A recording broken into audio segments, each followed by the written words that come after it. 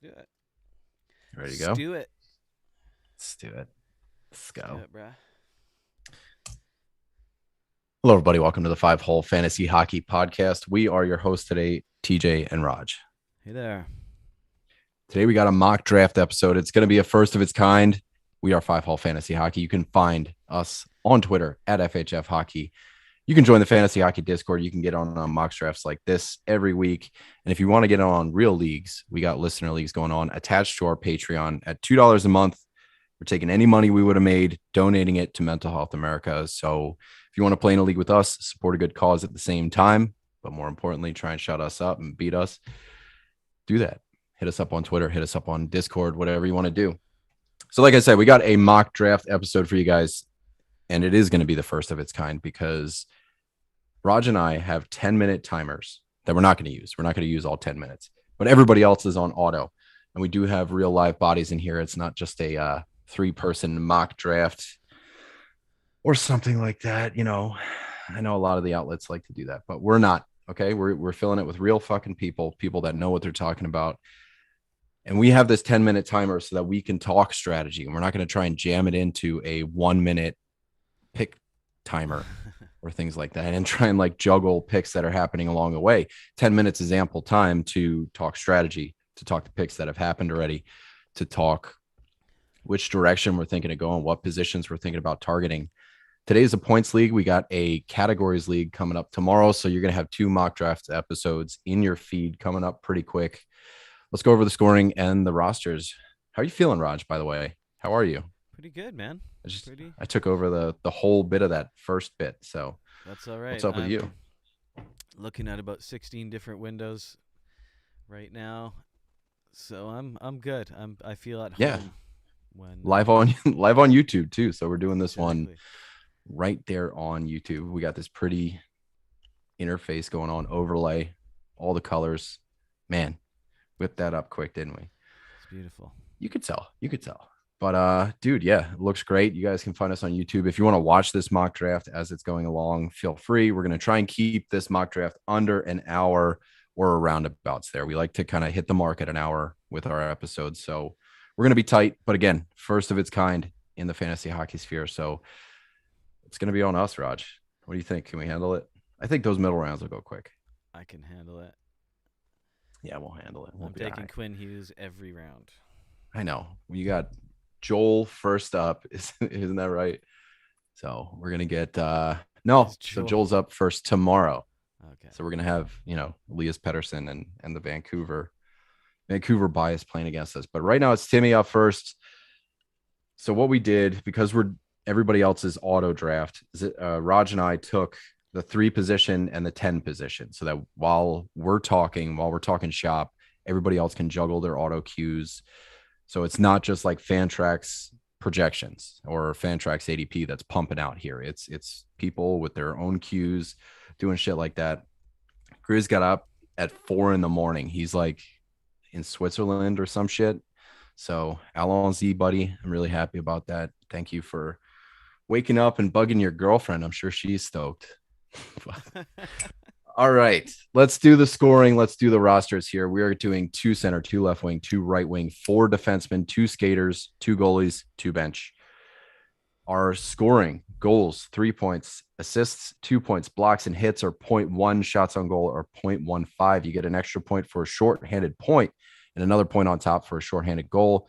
Same thing for, well, actually, it's just 1 extra point for a power play point because a regular goal is 3 and a regular assist is 2. For goalies, goal against is -1, saves are 0.2, so 5 saves to negate a goal against. Pretty goalie friendly league here. Shutouts are an extra 2 and wins are 4. So we're looking at, where are our projections here, Raj? What do you see in the projections? You are picking at number 10. I'm picking at number 3. What are you thinking from the top, and what kind of strategy are you bringing into this draft? Well, in terms of who do I see at the top of the draft, since I'm number 10, I don't really have to worry about that. But I think any type of draft, pretty much any format whatsoever, you have to take McDavid number 1. I think you'd be silly not to. Um, There are other options, but I think you just have to go with him. And I'm always a big fan of Draisaitl second. Actually, I love the dual eligible thing, and he's pretty solid. And McKinnon Matthews, like I think those are the big four this year, for sure. Pretty much any kind of draft, maybe Kucherov up there. Um, in terms of like my own strategy for this draft, I'm not. I hate sticking hard to a strategy. I think that is my strategy. Usually is just to be flexible, but the I'm not gonna say zero G, but I'm gonna definitely say like not like I'm fading goalies. I generally fade goalies really hard, um, which I'll probably continue to do. I'm with you. I'm like half zero G. Like Yeah, I fade goalies, but I still want at least one before round 10. And I think with more wide acceptance of zero G, goalies are slowly going to fall later. At least yeah, that's my hope. And maybe I'll get somebody good at round 10. But just like you, man, like adaptability is one of the biggest parts of the draft. You can't really go into it with rankings. You can't, being a ranking slave is hard. You can't do it. You can't follow fan tracks that we're using. You can't follow theirs. You have to be able to fill positional need, adapt, value over replacement, take all these things into account. You don't win your league on draft day. That's one of the biggest takeaways, I think, that just kind of relaxes me here. I want to build a good core, but I'm going to win this league on streaming, on hopefully getting away from injuries, because everybody is up against the same enemy, and it's injuries. So everybody has the same chance of having one of their best players injured at this point. Yeah, some of them are more injury prone than others, but if you want a luck based stat, it's injuries. I know, like we were just talking about like game winning goals and shutouts and things like that being luck based stats, and I just think it's injuries. Like yeah. anybody You can know get what? hurt and kind of derail. About that though, the one thing I would say, I'm like things like game-winning goals being a luck-based thing. There, certain people get out on the ice in more with more chance to get game-winning goals. Like All game, it right, so does favor good players, like for sure. maybe not maybe not luck based, but hard to draft for. Let's say Oh like yeah, impossible to draft for, yeah, like plus exactly. minus, game winning goals, hat tricks, shutouts, things like that. If a category can go to a 0-0 tie, it feels like a luck based stat, or you know Yeah, I wouldn't just put any of those. randomness. I wouldn't put any of those like fun stats into a categories league when there's just like like even shorthanded points. Like I think Marchand won in the last full season. He had 6 shorthanded points all season. So to make that a category is just silly, right? And we're not here to catch shame anybody. If you're using plus minus, that's fine. It's not for me. I will Is it try and though? talk you out of it. Is It's not for me. it's I think definitely. it's fine. If people want to do it, that's what the guys were talking about in the Discord. They just wanted, it's a little more fun. So whatever's fun for you. But everybody that I've talked to, or at least 90% of the people that I've talked to regarding plus minus, are in talks with their commissioner to remove plus minus from their league. You know what I mean? So if everybody hates it, why are we still using it? But if you use it, if you like it, good for you. I'm not going to talk you down. Of I'm just going to say course. I don't agree. I'm really good at not agreeing with people. So I think just we are in 5 minutes away. Five four minutes away minutes, till that four, brutal fan tracks horn. 401, 401. 4 minutes? Yeah, here we go. 4 minutes. I Oh, would okay. I got to say too, reconnect then. like, yeah, you better reconnect. Yeah. Okay. 401. You're right. Yeah. Maybe I shouldn't have mentioned that. One thing I would definitely say is that, Heard. excuse me, that's the ultimate thing. Like, That's what you're going to say. Yeah. yes, that's the most important thing. Roger's No, number just one takeaway about drafts. when it comes to things like plus minus, like you said, is if that's what your league likes, then do that. Like if you guys like to do it, and half of the fun is just talking shit about different things that you don't like, right? None of it's super serious. There's no rules. Whatever makes it fun for your crew, right? That's the most important thing to keep in mind with all this.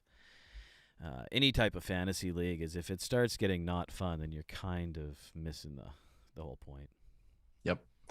And that's, I think, another important piece is everybody wants to draft a team that's going to win, but it's important to draft a team that you like too. So you take those random gut swings, that you have a feeling about a guy, go for it.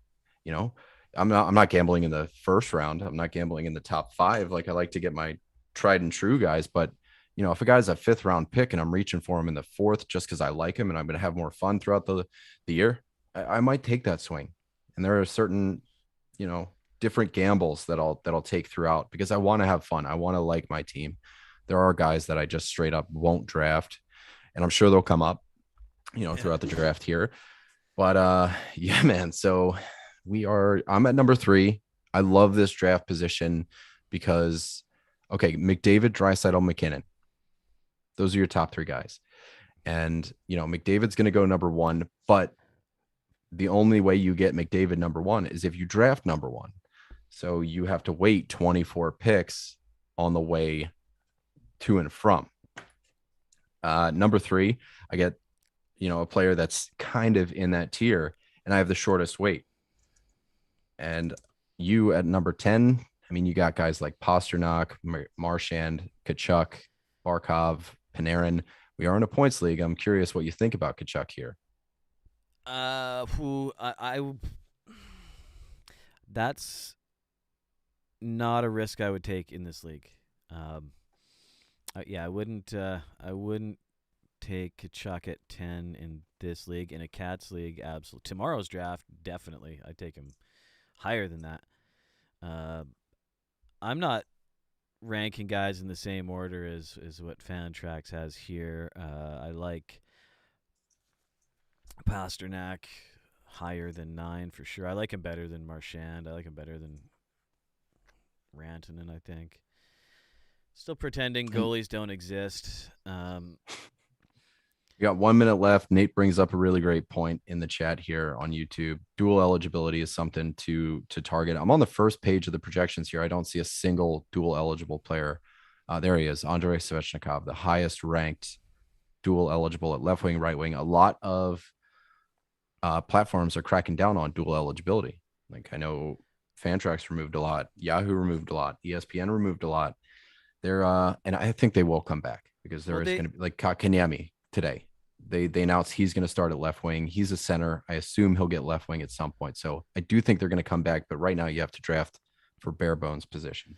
Both platforms have the rule that they will add positions throughout the year, but they don't usually like to take them away mid-season. Here we go. 7 seconds. 7 seconds, ready to go. I'm assuming McDavid and Draisaitl go 1 and 2. If not, I wind up with Draisaitl at number 3. Oh, yeah, Draisaitl. He's the highest ranked dual eligible. Of course. I should have seen that.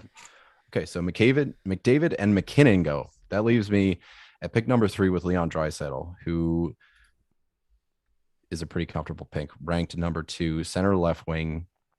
Man, I'm okay with that. I'm okay with that. Definitely happy. Matthews, Pasternak, Rantanen. Oh, Pasternak went way ahead of schedule. So we're looking at so Draisaitl I took at number 3. These early picks are easy. These are the ones you don't really have to think about. Just draft for ceilings. Everybody that's ranked inside the top round is pretty safe. So it went Kucherov number 4, Matthews number 5, Pasta, Rantanen, Marchand, and Panarin. Vasilevsky's there for you at number 1, the ranked player here. Yes. And you talk a lot about 0G, but at number 10, where's the threshold for you to start thinking about a goalie? 10 starts to look like value. I'm just waiting to press draft on Vaz right now. I'm not going to beat around the bush. I know I just literally the last thing I said into the mic tonight is I'm fading goalies, but at this point, and this is the way I like to think about it, like, I don't like hard wiring guys into groups of tiers necessarily, but when I'm looking at right now, I'm looking at the next, say, 10, 15 players coming up on the board. Vazzy is the only one who's so the next tier of players, right? Well, no, in who's not drafted right now, there's a big jump in between Vazzy and the next guy at this point. Whereas There's a bit of a blur going on in the forward positions right now, like Marner, Kane, Barkov. And the other thing I'm considering right now is I don't have to wait very long to my next pick, right? So that's another big consideration for me. Is um, I might just do Vaz. I'm gonna do Vaz because I mean, as much as I don't like Tiers, he is definitely just the one solo goalie who's definitely a league of his own. So Yeah. Barkov, And Ovechkin, you were kind Marner. of, yeah, you're beating around the term, but value over replacement is exactly what you pretty much described. Is Yeah, you're getting what Vasilevsky brings versus Patrick Kane, Barkov, Ovechkin, Marner, and even now, like who's at the top of your list? There's like Crosby, there's Huberdeau, like that's kind of the same tier as a Barkov, Ovechkin, Marner, or Kane. So really, what did you miss out on? A forward who's pretty much lateral with those three guys, those four guys, or the number one goalie off the board. So exactly what you did is what I would have did at number 10 too. yeah, and I mean, really, you know, creating tiers is the same thing. It's just putting borders on value above replacement, right? It really Yes, is. We are talking exactly. about the same thing. And the part of tiers that I dislike is just where you're trying to pick an arbitrary line. And the only thing I don't like about that is sometimes people then start looking for lines where there aren't any. But Vasilevsky is a clear, definite. If you want to make a tier, that's a tier. You know what I mean? And the a problem I have with tiering prior to the draft is right now our tiers are so very fluid. Every single Yeah, time a player gets picked, the tier line moves, and there's no tiers. This is not something that can be projected, going into it. Yeah, there can be like a tier one left wing, but if you're looking for a left wing, like again, the draft is such a reactionary, and whatever the opposite of reactionary is, proactive. Is that right? Proactive. Like you I think you gotta got to be you gotta know proactive. where you're going, and you got to be able to react. So right now you're looking at, let's sort by ADP. Brady Kachuk still hanging out there. He's not ranked for the most points because, we're in a points league that kind of mutes hits and shots a little bit. Sebastian Aho, Mika Zibanejad, Jonathan Oh. Huberdeau, Victor Hedman, Kale McCarr. Are you going to go completely rogue and take a D here? What are you thinking? No, I'm not. I definitely want a forward right now. Yep. My my heart's got me going between Crosby and Aho right now. But on the other hand, there is one thing I've always wanted to do. I'm not going to do it. I've always wanted to completely go against the grain and take Vazzy and Hellebuck and No, just like not this year. Not with win Leonard and goalies. Not Kemper. Yeah. exactly. I'm not going to do that, but that's something I've always pretended to do. Just I being think, monstrous in net. and then they both get injured, and you're screwed your first 3 rounds. Fuck. Oh, No, you can say that about any player. one guy that I have way higher hopes on than most people is Crosby, and I'm taking him right now. I'm taking him probably for maybe I see like a decline coming, but I think he's still super valuable, reliably. So right after Crosby is who I would have picked. I like Jonathan Huberdeau. I like him a lot this year. Mm-hmm. Second round, fourth pick. I feel pretty comfortable with that at 16. I think Huberdeau, you take any 82 game sample size and he's pushing 95 points, close to 100. Mark Stone right behind him, a little high for me. Not huge on his shooting percentage last year. Because Benajad, fine with that. Sebastian Aho, I'm okay with that. So let's talk about what I want to do here in round two. Um, man, do I go goalie? Because we're talking value over replacement. Robin Leonard projected at 312. I know he's going to be good, but there's so many question marks with that. The next highest skater is Alex DeBrincat. Let's just look at skaters here. There's pretty familiar faces inside the second round. Andrei Svechnikov, Jack Eichel, so many question marks. Braden Point, Kale McCarr. Do I go D here? I feel pretty good with my first forward, Leon Draisaitl. Do I get another kind of cornerstone part of your roster and start loading up on D here in round two. Talking value over replacement, there's a big tier here of skaters that I'm okay with waiting 6 picks. But I do think, yeah, I think I just talked myself into it. So Kale McCarr is going to be my pick here at 2-10. And Kemper goes right behind him. Robin Leonard, Braden Point, Brady Kachuk, third round. That is great. And I still have my pick of the crop, like Svechnikov and DeBrincat were the two guys I earmarked as guys I would have chosen then. Yeah, man, what do you think? What are you thinking with this crop of players here? From what you got coming up, yeah, it is a lot of players I like actually. I think DeBrincat to me I like a lot. Um, I like JT Miller a lot, but not yet. I like him a lot more tomorrow, for sure. But no, I mean, Shifley's not a bad choice. One thing that's on the board right now, a really fun pick would be Kaprasov. Just I don't know if I have fun in round three. My first 3 rounds are, no, I like to be super safe. So Shifley, we talked about him in the last episode, one of the safest players out there. Um, Alex DeBrincat, the ceiling is super high, but we've seen a lot of up and down. Shifley got to serve that one last game of his suspension that he didn't get to play. No, I like Shifley here in round three. I think he's a pretty safe point per game player. The other guys I'm considering are DeBrincat, who, hits point per game if he hits 40 goals. So ifs end of the third round does not mix for me. I can switch Draisaitl to left wing. I'm taking Shifley in round three. Alex DeBrincat goes right behind him. John Carlson, Svechnikov. You're up, buddy. Landeskog goes, Hedman goes, Matthew Tkachuk, Adam Fox, still on the board for you.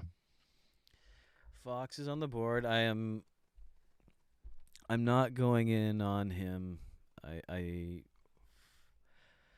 still have some reservations about him, especially this high, and I definitely my strategy, generally speaking, is to go hard on forwards early, like get high caliber forwards. And it's just a little early. Still there for you. Little early for me for Fox, Hamilton. I like Miller, obviously. Eichel, Nurse is a bit high, but Stamkos. It's another dual eligible. Injury risk. I already have Crosby. I've had Crosby and Stamkos. I might have the Olympic How many IR bench, spots are we doing? So that's who else we got in this sort of area coming up. We got Pedersen, Connors. I like all them next round.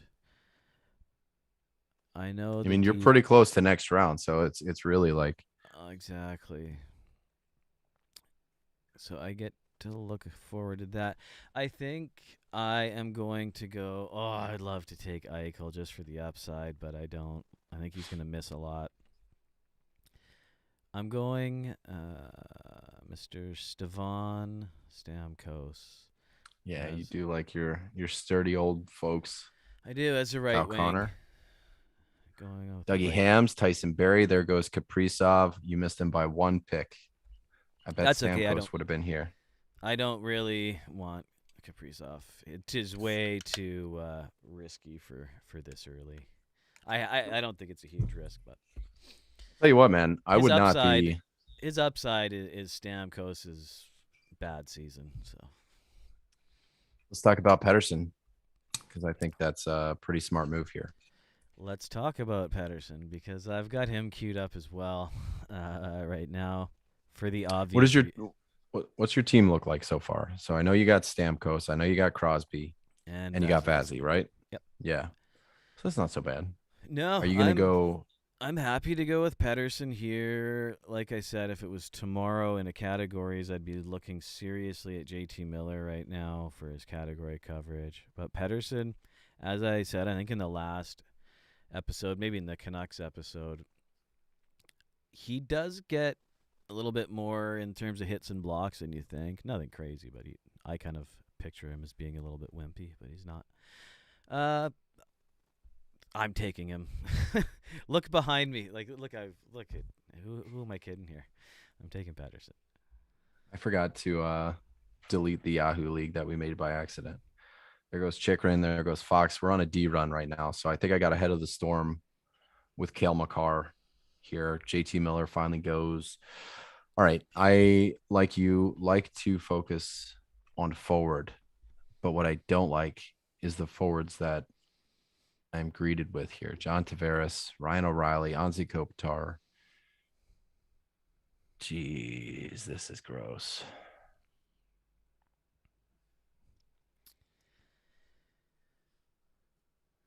I mean, I really want Ehlers, but it's so early. I can't do it. I can't do it yet. All right, let's I wanted to go 0G, but right now, I mean, none of the goalies that are here right now interest me at a fourth round pick. I'm looking at Tristan Jarry, who a lot of projections seem to be favoring at this point. Igor Shesterkin, UC Soros, Marc Andre Fleury. None of those guys are worth it to me. I'll be honest with you, Raj. Like rounds 3, 4, 5 are kind of my least favorite rounds because everything is so kind of muddled. I don't know what to do inside these rounds. I hear you. John Tavares is out there. I mean, it is a points league, so that upside is there. It's Give me a hint. definitely a couple of rounds where you can make a mistake. Like right now, I could very easily reach for Brock Besser. Yeah. These are the reach rounds where it's so hard to just like calm your shit. Stay steady. Yeah, like Malkin's out there, but I just don't know how bad his injury is. And Jesus, in the fourth round, I feel great about Malkin, but it's again, what's the what does it mean? His injuries. Jack Eichel, he's still out there, man. Roman Yossi, do I load up on D? I don't know.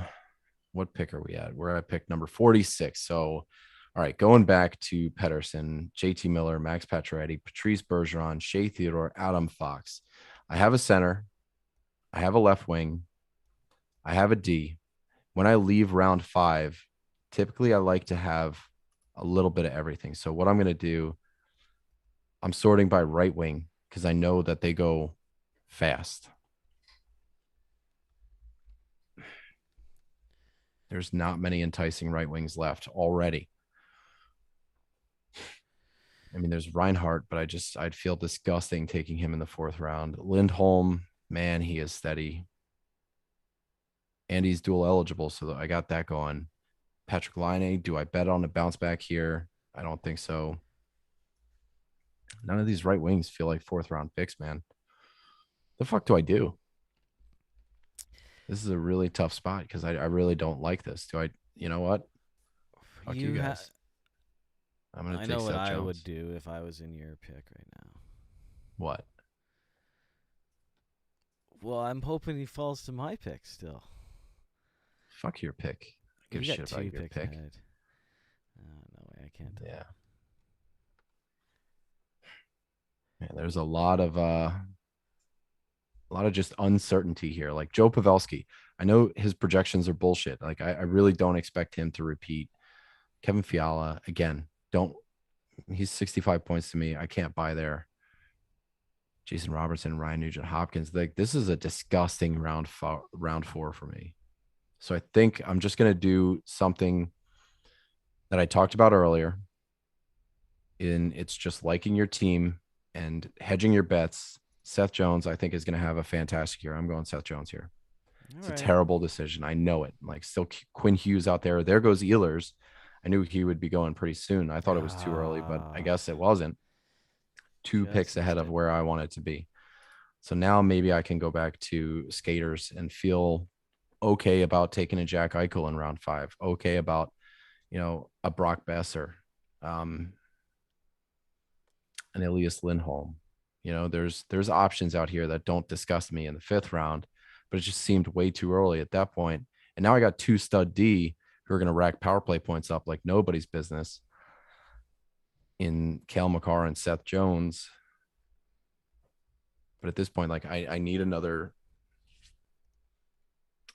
skater. And Elias Lindholm, in my opinion, maybe the best Calgary Flame on the team. So I'm going to take Lindholm here. I don't feel great about it. Like I'm starting to get a little disappointed in my team and how it shake out, but I'm going to see if I can recover. Aaron Lindholm's. Ekblad, man, look at that D run. Oh, Saros. I really Is like that who you're going for? No, I wasn't. I would probably hold off till the very last pick for a goalie at this point. I got Vasilevsky. I can pick whoever and be pretty comfy. Big D run. I need a D, and the D I want is still here. Who is Chris Letang? Pair him up with your Crosby. He's good. Your team is going to be excellent for 65 games this year. Exactly.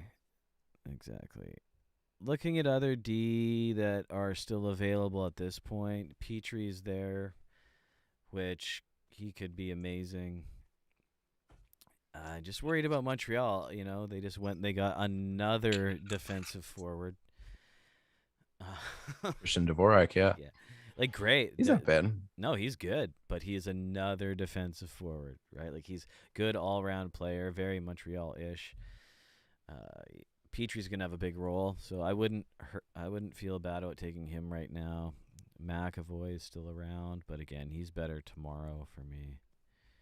So let's talk about these picks. Tomorrow, what, next meaning year? the Cats or next Cats round. draft. Categories right, draft right. tomorrow is what I meant by that. So Darnell Nurse goes right after my Lindholm pick. Roman Yossi, Neil Pionk, Aaron Ekblad, big D run here inside the 5th round. Vincent Trocheck at pick 5 or round 5, pick 8.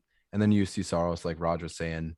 How many goalies is that off the board? I think maybe 5 or 6.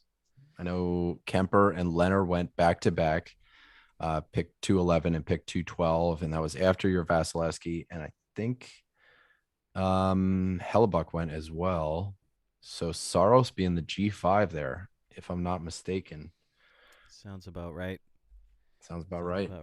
Oh, I'll tell you before I make my pick here, the cool window, the spreadsheet window doesn't update real time. That's a bummer. I have to keep re-downloading it and all that, so it's a bummer. I know who I'm gonna pick. I'm gonna take Letang. Got to get that D. He even if he plays 70 games, 68 games, he still ends up as, usually in the top 10, almost automatically in the top 10 in any format of league. He's just so good. Man, there goes Evander Kane. But I think Joe had to put his child to sleep, so I don't know if that had to do with it. But man, Charlie McAvoy right behind your Letang. The D run continues. Evander Kane, not sure what's up there. David Perron, Jeff Petrie. So there is a lot of D going right now. I'm glad I got my Seth Jones. I'm glad I got my Cale Makar. You're up, round 6, pick number 3. What direction are you thinking about taking this pick? I think I'm taking this pick. There's 3 guys. I always have to second guess when I want to take another Canuck, which I kind of do. I want to take Besser right now. I want to risk Eichel right now, potentially, round 6. I mean, on the off chance that Jack Eichel plays a year of hockey and you get him in round 6, that's crazy. I think he'll probably end up playing about 2/3 of a season. But yeah, we got to hope. I mean, if he gets traded, if he gets the surgery. Yeah, what if he ends up being a, post-Olympic break kind of guy? We'll see. So because of that huge question, I'm not gonna play fun. I'm not gonna take him right now. Besser, Nylander starting to look like not a bad pick.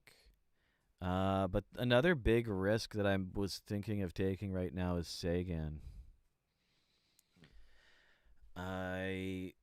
Again, just the potential of him could be very big, but the chance of it actually happening scares the hell out of me.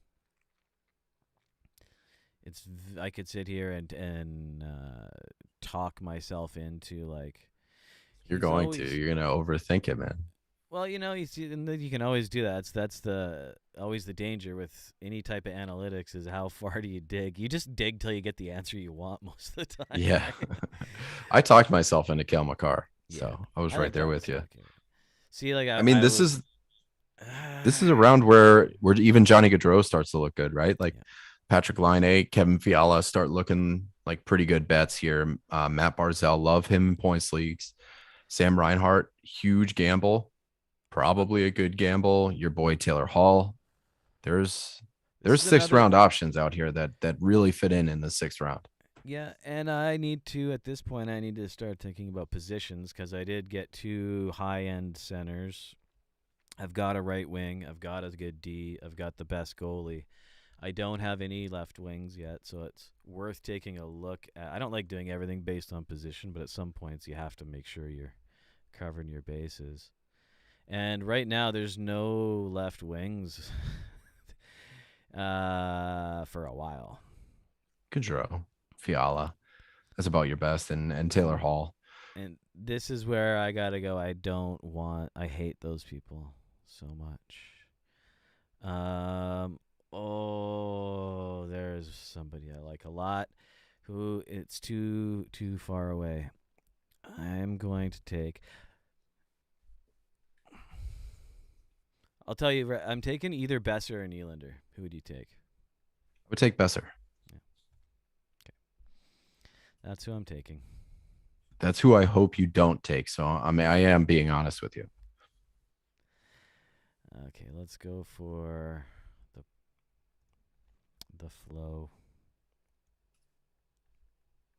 The Brock Best monster. All right. Let's see what the picks fall out after that. My might need to Send it. reconnect. Oh, there we What are you go. doing? It's just spinning. There. There goes Shabbat, sixth round. Love him in the sixth round. Rupee Hintz, Tyler Sagan, William Nylander, all the players you were talking about, all the Yeah. players I was even considering. Ryan O'Reilly there. Huge damage to my queue at this point. I'm telling you, Kevin Fiala starts to look really good here to me. Kevin Fiala. I mean, there's goalies out there like Semyon Varlamov that might switch where I'm headed. Tristan Jarry, don't trust him. Igor Shesterkin, what's up with you? Mike Smith, no, I'm off the Mike Smith. But dude, Semyon Getting Varlamov, like, rebags. I'll tell you though, I feel a lot better about zero G in points leagues than I do in categories leagues, especially like a 7-4 category league where goalies start to like really matter. Points leagues, goalies are important, especially like this one, like the fantasy points per game are, it's a pretty big spread. Semyon Varlamov might not get the volume, but I know I'm going to get solid stats here. And there's still guys like Grubauer, Ullmark, Markstrom, Carter Hart, Jordan Biddington, guys that I think are going to take volume, maybe Frederick Anderson. That'll be available later. So at this point here in round six, closing in on round seven, Semyon Varlamov is on the tip of my tongue.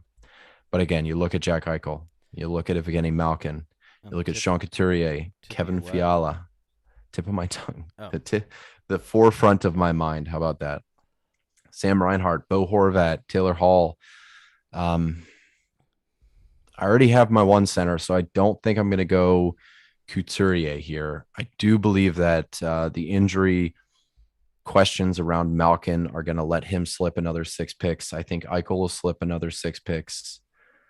Kevin Fiala is out there. My wing depth is not looking too good. I do technically have 3 centers with Lindholm, Draisaitl, and Scheifele. So at this point, I want that dual eligible winger. I'm going Kevin Fiala, and I'm going to bank on maybe Varlamov being there. Sam Reinhart right behind him. Damn it.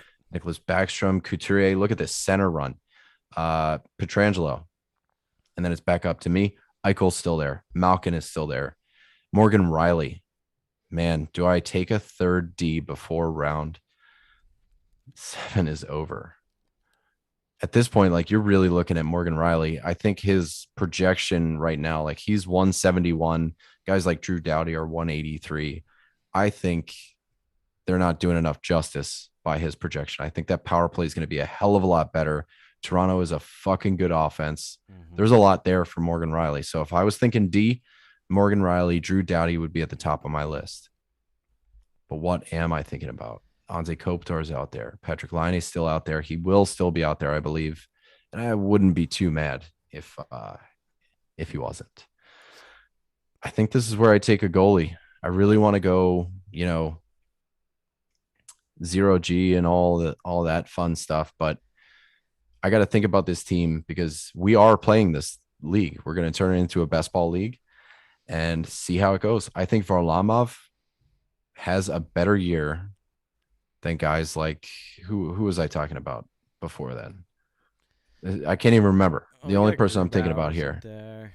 Yeah, Grubauer's out there. Shesty. But I was thinking skaters like, Forsberg I really like, but I don't think I can take him here. Jack Eichel, too many question marks. Suzuki, Morgan Riley. So for me, it's between Morgan Riley and Semyon Varlamov. But I already have 2D. I have 0 goalies. Varlamov brings me great rate stats. I'm going Varlamov here. There goes Malkin, Zach Werenski, Jonathan Toews, Anze Kopitar, Nicholas Suzuki. A lot of centers. People catching up on centers here in the draft. Raj, you're up 7-10. Miro Heiskanen right before you.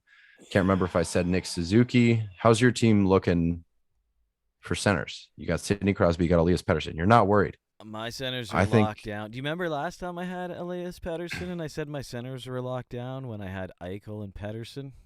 And I was oh like, I'm man. going to win. And then they didn't play. And then they played Uh, a combined like 30 games. yeah, So it looks like you need a left wing. You need D. Are I you taking Morgan do. Riley? Because I think that's a solid freaking pick right here. I do like Morgan Riley here. My debate right now is Taylor Hall or Morgan Riley because I need left wing. I need D. I have pretty solid hopes for Taylor Hall this year, as I do for Well, let me Riley, especially let me in throw you a this bone. league. In this league, I really think both of them are going to Let me be throw good. you a bone here. Teuvo Teravainen. I think, he's dual eligible. I think the projections are not doing him any favors because of the piss poor season he had last year.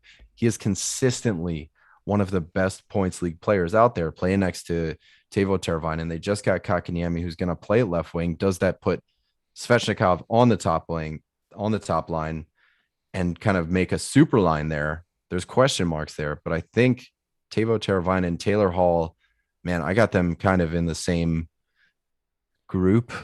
I'm avoiding the word tier, but yeah, I think they might be in Thank the you. same tier, especially with Teravainen, top line, top power play.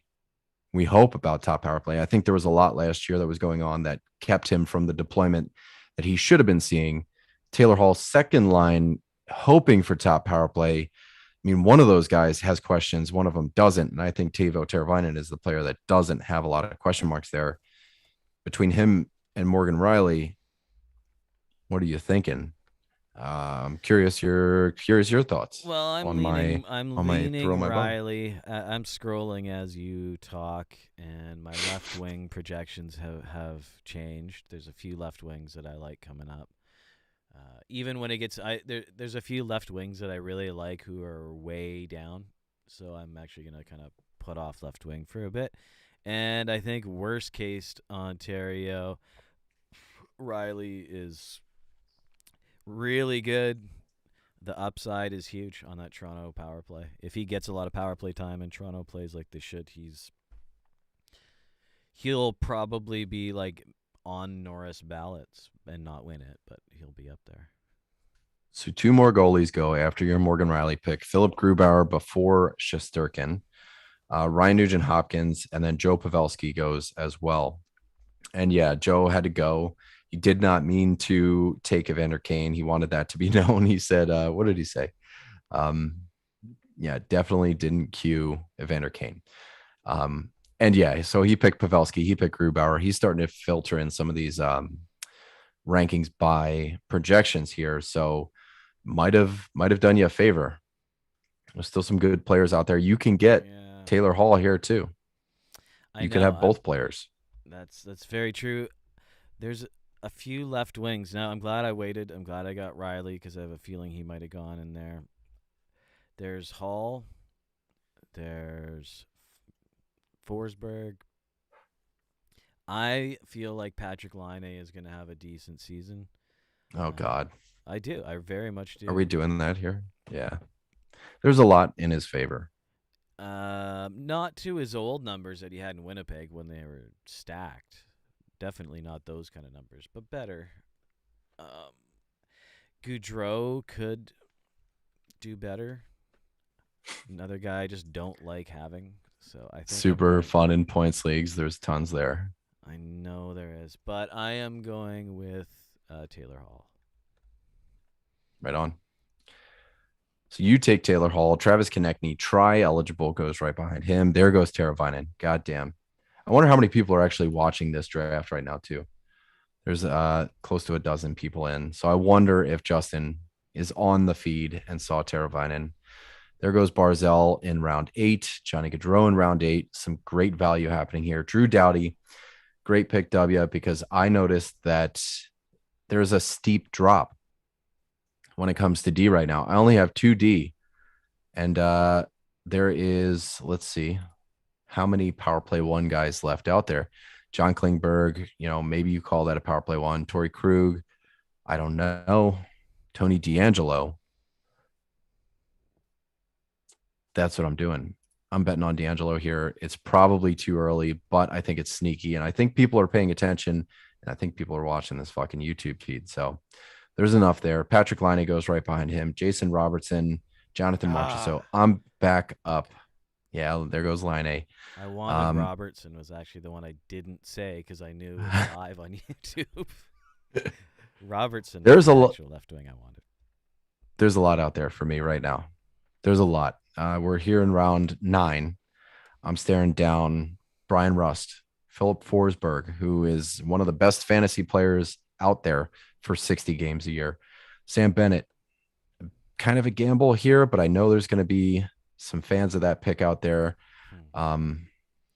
Tristan Jarry getting so much love in projections, and it's kind of, I just don't know if I can bet on that. You know what I mean? Man. Dylan Larkin, Anthony Mantha, Tom Wilson. At this point, Jack Eichel still being out there. Is it time to take the swing? His ADP is 38. We're hanging out here at pick number 100, close to it, 99. So for me, it's There's between Rust and Forsberg. yes, I But I know it have, is. yeah, It's basically it's between you and Zach's favorite players in fantasy. yeah. I mean, Good Bennett's up there picks. too, but Good that's picks. more of a gamble. I have a ton of center depth, cross center depth, I guess. And Uyghur. do I take Eichel here? Uyghur's Not. in the I don't picture. know. I don't know. Frederick Anderson too. Like there's plenty to play with. Like do I lock up another goalie? But I Hey, definitely like to. What's that? I think Anderson is not getting enough love this offseason. He's on Carolina. Yeah. He's on Carol. He has defense playing on his team now. Like he's not his best defenseman's T.J. Brody anymore. Like he's got an actual team playing in front of him. I think he is going Well, to be. He's going to Jacob Slavin, surprise a lot of people this year. Dougie's not there, and you swap that out for Tony D'Angelo, you start to get a little nervous. Yeah, you bring Yeah, in Ethan Bear, and Jacob Slavin's still a good defenseman, and I think they're going to be good. there's enough there. I think he's going to be better than he's been the last couple of seasons in Toronto. I like to get past round 10 with one at every position. High for Tony. No. Yeah, I think Yes. it was. Yeah. I think it was, but I started seeing, yeah, somebody in the Fantrax chat says hi for Tony, Tony D'Angelo, but I started to see top power play defensemen wiped off the board. Drew Doughty was picked. He was one of the last top power play defensemen. John Klingberg just got picked too. So, I mean, just for, so that I can back up my pick here, we're looking at Rasmus Dahlin. Brent Burns, Torrey Krug as remaining, top power play defenseman here in a points league, and it's like Eric Carlson. Do I bet on one of the four defensemen on Philadelphia who could maybe be top power play? You know, value over replacement. That's kind of where I was headed. Now it's got to be a skater. And I don't know what to do. I think at this point I got to take Fiala, or not Fiala, Forsberg. I mean, round 10, I feel pretty cool about that.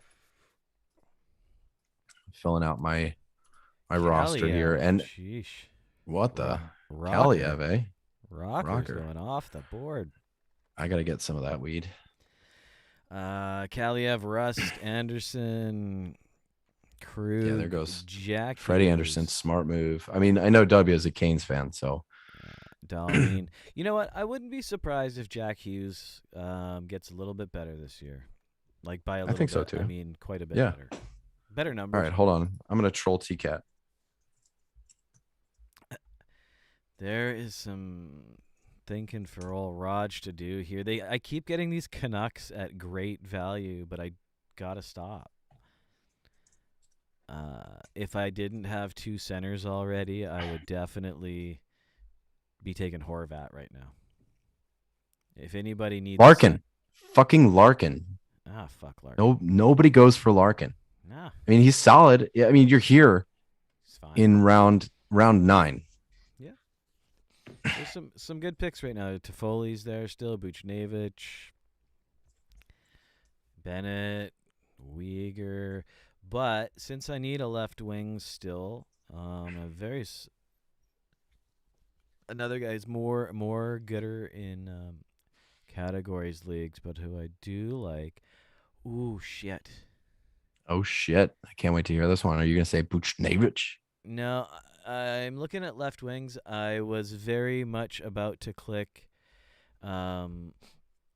someone, and now I want someone else. Okay, so Making for great radio here, Raj. Okay, Brady Shen. He's also got the dual eligibility, which is great. Right on. That, but fuck, dare I say? I should. Zach Hyman. Giroux. Oh, he's in my queue. Zach So, Hyman. I'm not far behind you. Jakub Vrana, I think, is just as good a bet. Anders Lee consistently gets faded. Andre Burakovsky, like one of my sleeper candidates Zach this year. Hyman. I just went Zach Hyman. Sorry. Oh man, risky bisky. Nah. All right, round number 9 for our sleepers this year, boys. That's the way we're going. Yeah. Sleeper. I don't know about sleeper. That's not So really... Ryan Ellis happened. Why is Joe Bond off auto trade? I definitely put it this way. I'd rather have Zach Hyman than Dahlin or Ryan Ellis. Or Jack Hughes, for that matter. Or Torrey Krug.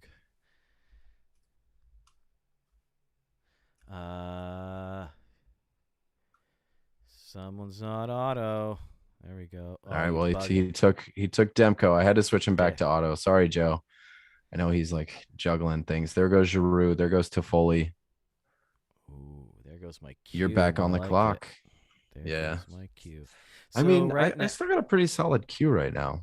I don't want to put it on the air. I've got 2 centers, 2 left wing, 2 right wing, 2 D, and a goalie, which is generally how I like to do things. I usually fill out all my forward positions and top 2D and a goalie. That's I like to be flexible, but that did work out pretty much how I like things to work out. And now I usually like to reassess stuff because I've got 2 D positions left, 2 skaters, which mean they can be whatever, and a goalie position. So again, to look at the value over replacement with what's left here.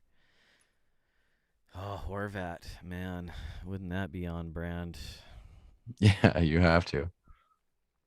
Connor Garland's in the picture. I could still get Shen, actually. Mantha. How do you feel about Mantha this year? I like him. Rod or me and Zach have been going back and forth. Like, I think he hits top power play. I think Zach is still stuck on Kuznetsov on the top power play. I think it's Mantha. I think they're over the Evgeny Kuznetsov experiment. So I'm all on board for Mantha, but this will be the second year in a row that I've said that. And we all know how it worked out for me last year. So I just don't know if he's going to burn me again. So Burn me once. there's a bit jaded, some jaded love there. Um, yeah, man. See this. Here in round, what are we in round 10? I think you're totally justified in taking him. This is one of the. I mean, again, you don't want to stretch too far just to like reach your strategy, you know. Like, but if I had one, this is another time I would be looking for dual eligibility, sort of in this range too. The guys who are gonna be Yep, slotting in and out, there's right? Verhage. Verhage's out there with That's true. dual eligibility. He's a pretty good bet. Um, Kubalik. Kubalik, he's going to put up some goals. Anthony Mantha too. So right in line with what you're saying, and Braden Shen too, man. Like if we're sorting by fantasy points and you start skipping some of the goalies, who are we looking at? I mean, there's a lot of goalies. Tomas Hertl, center only. Because if Evgeny Kuznetsov, center only, you're repping Sidney Crosby and Elias Pettersson. You don't need a center only. So I think No, you do need to diversify a little bit and hit some of these dual eligible players. I'm really thinking. I think Here's my. Mantha's the pick, dude. Yeah, that's. It's him or Shen, but I like the left wing, right wing, and I think Mantha has a little bit more upside. I think we know exactly where Shen's upside is. There goes Horvat. There goes Larkin. There goes Kubalik. All the guys we were talking about. Yeah. Samsonov, love him in round 10. Giordano, Tom Wilson. I'm up here. I got a pretty hefty queue that I'm pretty proud of, but I'm going to do something that I talked about in the 10 lessons learned from this year. I'm What? taking Ilya Sorokin. I am locking up the tandem here inside round 10. I have the New York Islanders Tandem. tandem. I'm getting Wow. wins. I'm getting wins. Okay, Okay. let's I see why. never have to worry about, yeah, there's going to be 1 week, 2 weeks all year where the New York Islanders only play 2 games.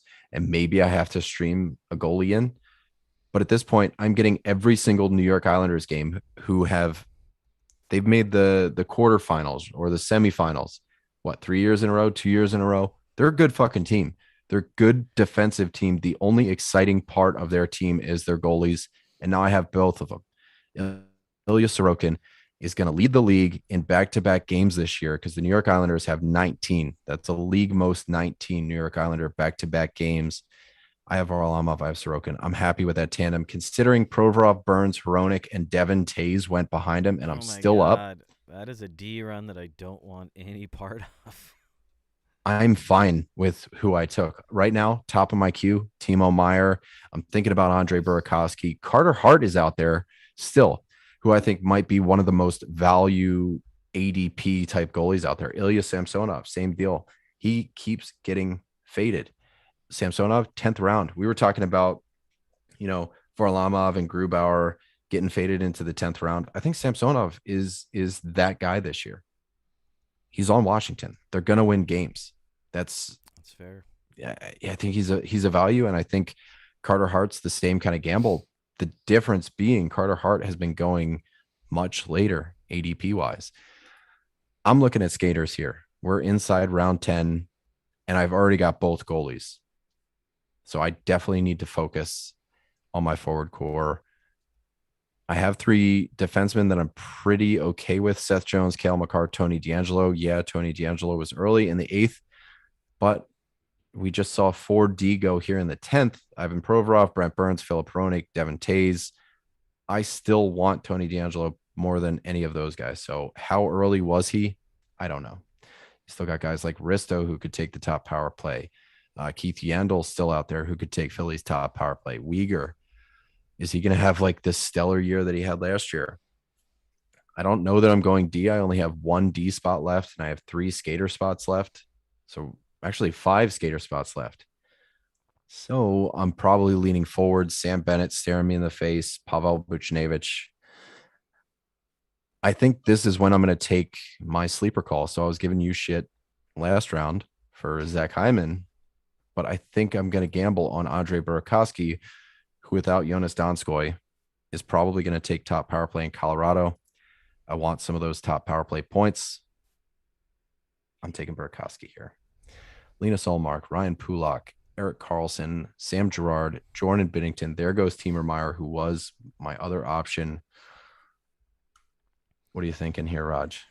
What does your I team don't look like? need much more thought. I need a D, and I'm taking Mackie Weeks.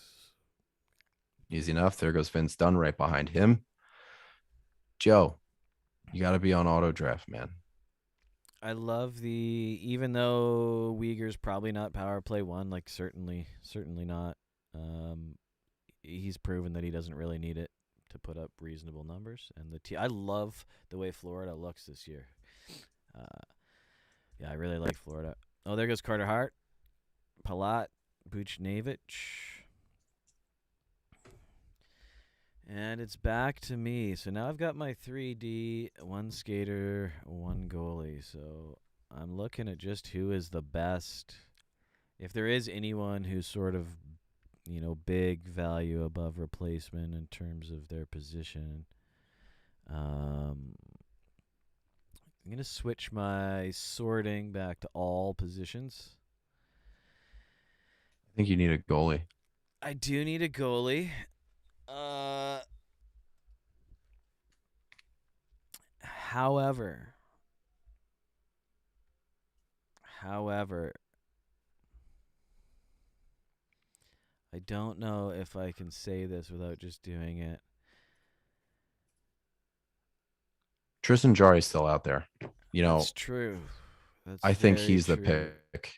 We're Like in he's not round. getting enough love. I spent the most of this episode saying I don't believe in Tristan Jarry, but here, round 12, you can have two volume goalies on two very good teams. Nah, I'm still Man, not going goalie. There's a couple of guys right now that it's time to roll some dice. Like Tarasenko is still there. Jack Eichel, Jack Eichel is Sam still Bennett. there. Yeah. Sam Bennett is still there. That's more of where my heart's at. But it's really tying my heart in knots. I could, for my last skater spot, I am going to fill that spot with someone who's not really risky, which is Braden Shen. Okay. There goes Just be Sam Bennett. I like that pick. I mean, I felt it was time. Ryan Strome, he's been in my queue for a long time. There goes Tristan Jarry, Jeremy Swayman. Um, Lafreniere, Connor yeah, Garland. buddy. Back to These are about those rounds where you start taking yeah. swings. I mean, I took my Andre Burakovsky swing. I felt pretty solid about it. So, these are the swing rounds. Worst case scenario, you wind up with a streaming spot. Totally fine with it. Let's take a look at my roster. What do I need to focus on? I technically have centers to cope with that. Burakovsky, from what I remember, is dual eligible. No, it looks like he's just the left wing. Do I go D? Let's check out what the D is because I do have one D spot open and I have a center spot open. I think there's going to be more center depth than there is defense depth. So at this point, D is going to suck this round. It's probably going to suck next round too. I wouldn't focus on D at this point. Yeah, I mean, nothing here looks enticing. The best defenseman is Rasmus Ristolainen, Alec Martinez. That realm of defensemen will be there next round. Let's check out the centers and see if we can't find somebody dual eligible like Carter Verhaeghe. There you He's go. going to play on the top line right there. I mean, we're still looking at Dubois, who probably will get left wing status. I have a couple aces up my sleeve in my queue, but I think Carter Verhaeghe is the pick here in a points league.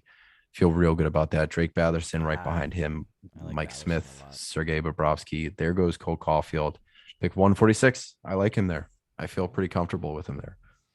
Yeah, this is about, like you're saying. This is the time for guys like that. If he doesn't work out, you didn't really lose anything.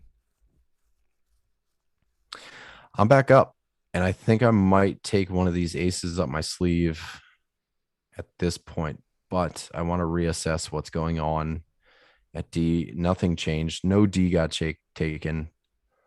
Um,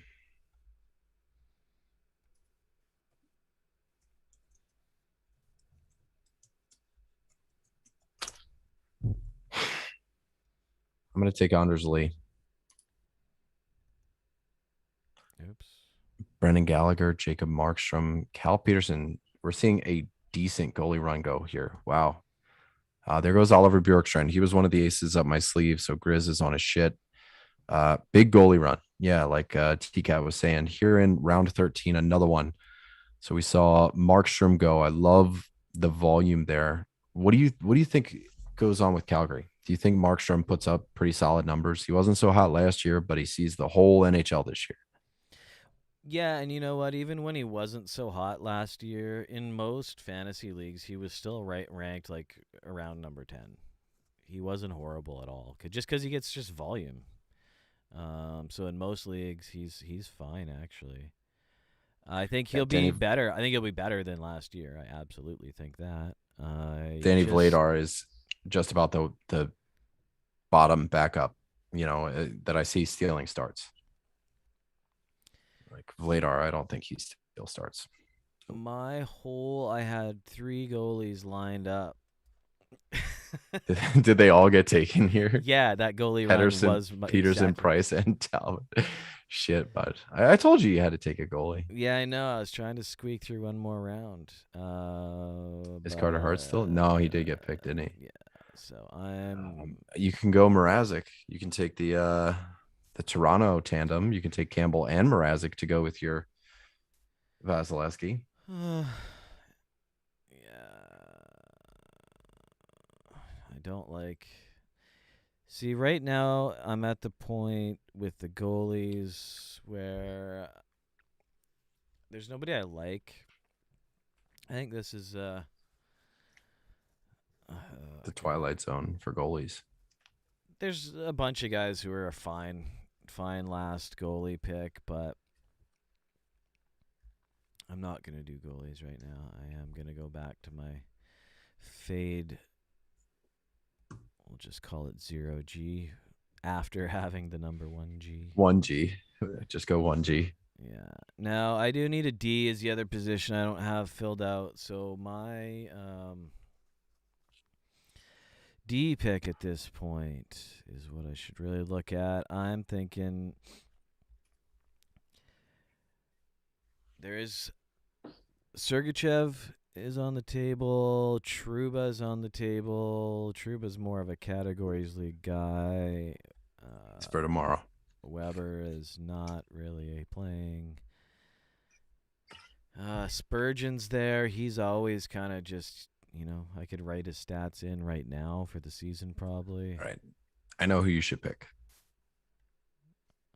Yeah. Tolvanen or Jakob Vrana. Those are the two picks that make sense right now. I have Tolvanen already queued up. I've had him queued up I all figured you did long. that in round one. Yeah. I did actually. I'm just a little worried about my D. But I do have another pick coming up quite soon. I like Sergachev here. Like he would be top of my queue. I've got it either Sergachev or the guy I said I would never speak of, which is Morrissey. I think Sergachev's got more of what I need, and I'm going with Sergachev. He's just so boring. Goes Kuznetsov, Ristolainen goes, Martinez goes. So a lot of D. There goes Tolvanen. Damn it. You missed out. I bet Yep. that doesn't feel good. No, Sorry, buddy. okay. It's okay. It's another guy who a lot of the value that makes him draftable is hits, so I'm not too troubled by that. Now all my positions are covered. I need one more goalie, and then we've got what's a bench? We got 5 bench. No, it should only be 2. Like Fantrax Two. sometimes just says 6. So 2 bench. don't buy into that. I think it's just 2. Yeah. Okay. So I need a goalie, and then I have 2 bench. So goalies, I don't care.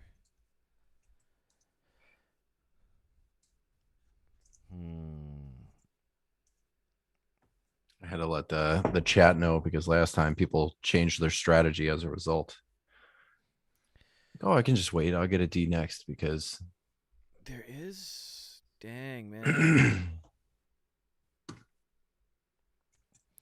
There's a couple of guys here who really get my heart going, but I just don't feel like I can pick Mangiapane as one. I really like him, but he's just not that quite good enough for me.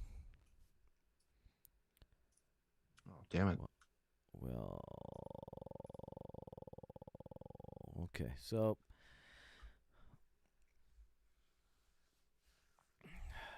how worried are you about Tarasenko not playing? Not really. He's got to play somewhere. I think he plays somewhere. Because that's kind of what I'm thinking. I mean, we're talking, what round are we? 14th round? Yeah. A, a not hot Tarasenko is worth a 14th round for sure. Fine. There goes Verana. Dumba. Damn it. Fucking Justin. You piece of shit. You piece of shit. I hope you're watching. This is the round I was going to take Jack Eichel. You Playing fucking chicken. piece of shit. I You're was trying to, I was awful. not saying words to you, Raj, because I knew you were circling that fucking, Yeah. you like a shark in water, man. But Justin, just tabernacle motherfucker. God damn it. That's the anti-Lone Z, man. All right, Mike Hoffman. I really like that pick here too. I don't know why he's been the guy I just keep forgetting about this year, that he's in Montreal and is going to make an impact on that power play. Man, he is watching the fucking stream. Fuck that guy. Okay. Fuck you, Justin. Of course he's watching. He's been sniping me every other fucking round, man. Like he knows what I'm thinking here. Like I half get the feeling that my Q is visible, but I know it's shit. not. Well, I have to switch it. My Q was visible for the last 10 seconds, actually. Nobody cares about your Q, Raj. No. I'm just kidding. Who's in Somehow your Q? or another. Oh, there we go. Okay. There you go. Block it out. Beautiful. That's well done, sir. All right, let's see. I need defense at this point. That's the only spot I have left outside of my bench. There's nothing really going on defense. Maybe I take a swing on Keith Yandel here. I just don't feel cool with that. None of these defensemen really get me going. Nick Leddy, Rasmus Anderson. I'm going to fade D the rest of the way. I'm taking Pierre-Luc Dubois. In the 14th round. Feel great about it. Feel real great about it. I get to go again. Yeah. I think these are the swinging rounds, man. Yeah, Jack Campbell. There it goes. We're in round 15 of 16. Or I don't know. Yeah. So there's going to be one more pick following this. I have one guy left in my flyer category because I know I have to take a D next round. So right now is when I want to take my flyer.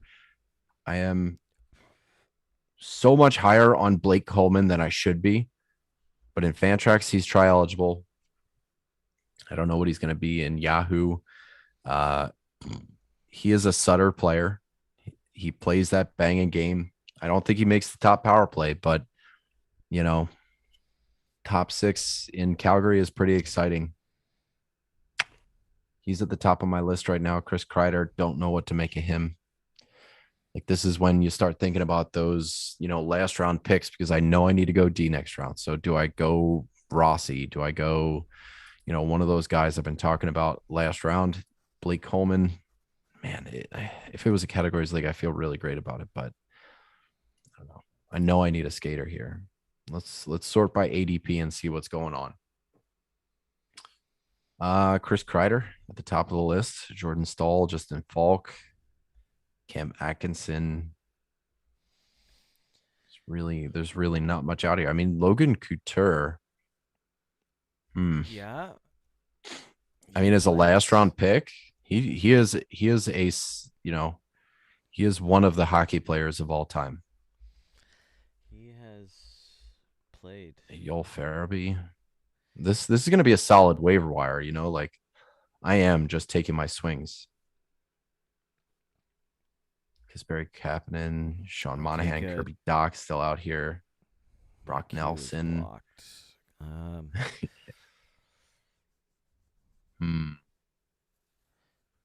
Yeah. I'm just going to take that swing on Coleman. Got to do it. There goes Yandel, Mangiapane. A lot of people taking swings right now. Trevor Zegras, Tyler Bertuzzi, Josh Morrissey, Mackenzie Blackwood. Somebody going real late with D. These are the kind of guys like if you are employing 0G, Mackenzie Blackwood in the 15th is somebody you should get pretty acquainted with. I like Mm-hmm. that pick. He'll be in a tandem, but that's about the value you can be ready to have. Okay, I need one more goalie, and I have.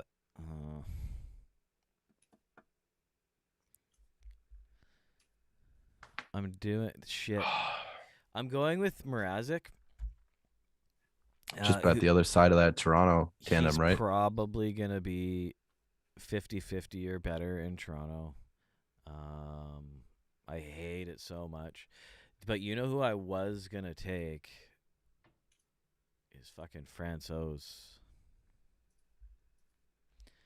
Right, Not bad. Francouz is one injury away from being the starting goalie on the best team in the league. That's right. Last year, it was the other way around.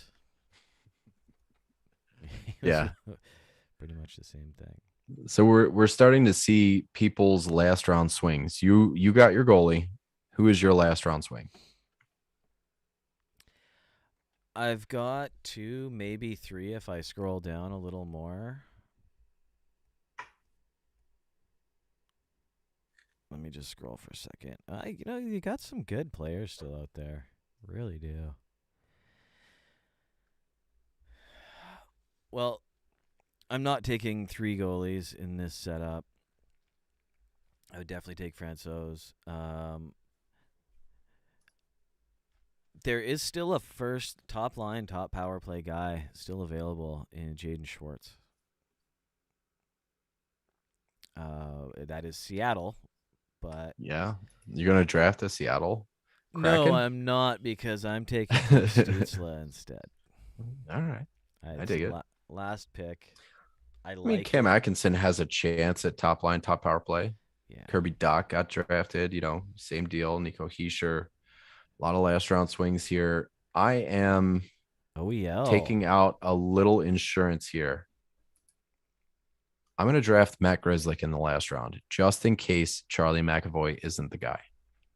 Fair. And it's because I faded. It's because I faded D. Cam Atkinson, Sean Monahan, the last two picks of a 16 round, 12 team draft. Raj, let's go through our teams. Okay. Let me do something real quick here. All right, I'll start off with my team. My center depth, or I guess we'll go round by round. So I took Leon Draisaitl in the first round, back that up, 17, 18 picks later, maybe 19, with Kale McCarr. Then I took Mark Scheifele in the third. Felt pretty good about that. Fourth, I took Seth Jones. I thought that was a little bit early, but if you remember back, it started a very violent D run that would have been hard to recover from had I not taken Seth Jones. So I do feel okay there. I might have missed out on Tyson Berry. So I feel like in a points league, I probably should have went Tyson Berry over Seth Jones. So if that was the case, you know, I made a mistake. I should have taken Tyson Berry first, but I feel okay about Seth Jones. Round 5 took Elias Lindholm. I really hated these rounds. There were so many guys that were just muddled together that I didn't feel great about, which led to me taking Seth Jones in the fourth because I didn't know what to go for. I didn't know what direction I wanted to go in. So I just took a guy that I felt that I wanted to leave the draft with, and that was Seth Jones. And I wound up in the 5th round looking at the same players that I was in the 4th round. So I got Seth Jones before that violent D run, and I wound up with a choice of the same crop of players that I would have had anyway. Round 6, I took Kevin Fiala, pretty safe 6th round pick. 7th, I took my first goalie in Semyon Varlamov. 8th round, I took Tony DeAngelo, probably a bit too high, but again, D were going off the board pretty quick. He was one of the last top power play defensemen left. Ninth, I went Forsberg. I thought there was pretty good value there at pick 99. If he plays more than 60 games, he starts to pay return on investment. 10th round, Ilya Sorokin locked up to tandem. 11th, Burakovsky, my first real kind of sleeper swing there in the 11th. 12th, I took Verhage. I thought that was pretty solid. He's dual eligible. I have a lot of dual eligible guys in my roster like Verhage, Draisaitl, Forsberg, Lindholm, Fiala, Burakovsky, I think, or Anders Lee. I'm not sure. Blake Coleman's tri eligible here. Where did I leave off? 13th round, I took Anders Lee. Just keeps getting slept on because he was hurt for so long. PLD in the 14th, I was okay taking that risk there. If he sucks, he sucks. I'll drop him. Blake Coleman again in the 15th round. He was technically my last round pick because I knew I needed to go D. And I took Grizzlick in the 16th. So I filled up that D. Raj, how do you like your team, man? What do you think? What do you think of it? I don't mind my team at all. Just reassembling a couple of things for our view here. My team. It's all right. I ended up going, fading goalies, as I said, and then started my goalie fading by picking a goalie first. I got Vasilevsky first, but at 10 overall, it is a clear cut. He was the only guy who was far better than anything coming up next. You know what I mean? Value above replacement. Call it a tier if you like. A tier of one. And then I ended up going a little bit old. I've just realized, let's see here, everyone in my top 8 rounds has had a major injury within the last 4 years, which is, that's a way you can go. It's a strategy you can take. I didn't set out to do so. Vasilevsky. I'm drafting a team that I can just blame on injuries, and it's Yes, going to be real low maintenance because I don't have. There's no hopes here, right? Excuses pre-made. I got Crosby, who I think is Cheers. still a good player. Very good. He's still one of the best. Stamkos, I liked his dual eligible center right wing. Elias Pettersson, because I am me. Chris Letang as my first D in the 5th round. Letang is just so solid in He's good. any league. He played most of a season last year too. He So hopefully turning a corner. If it's 82 game season, 56 game season, he still plays the same amount of games. He just has a set limit, a hard out at 60 games or so. Woda. But even so, he's like his points per game, like fantasy points per game for a defenseman are always near the top. I always feel better drafting him with a IR spot. Yes. Besser and Riley came up next. Besser again. I think even though it's easy to point to him being a Canuck, but I think it was a decent value in the 6th round. What did I have him at overall? He was 63rd overall, so not terrible. I've seen worse and made worse picks than that, and then I know probably Taylor Hall next because I needed a left wing. I think that's pretty good for the 8th round, but my most contentious pick, I think, is Zach Hyman in round 9. That could look like a great or terrible pick depending on how the season pans out. Well, I think you rounded out your draft really strong to the point where a boomer bust pick like that in round 9 that seems so safe on the boom, is not too big a reach. He's gonna be playing next to McDavid or Draisaitl. I mean, or both. Jesus Christ! Like, I love the boom there. The boom there is so great. Yeah, that's very true. And if power play works out in his favor, I saw Yahoo has McDavid predicted, I think, for 52 power play points this year. Jeez. Their projection on a usually fairly conservative Yahoo. So we'll see. So Hayden brings up a good point. We should check out other people's teams too and give a quick up and down. Sure. What do you Yeah, we can think? take a look through a couple of teams here. Here, hold on. Give me 1 second. Who brought that up? Hayden, All right. Well, why don't we? do me a favor, share your screen with me in Zoom if at all possible, so I don't have to wait for the 20-second delay on YouTube. And that messes everything up. Does it? All right, fuck it then. Yeah, Hang don't on. don't mess I'm it up. gonna share.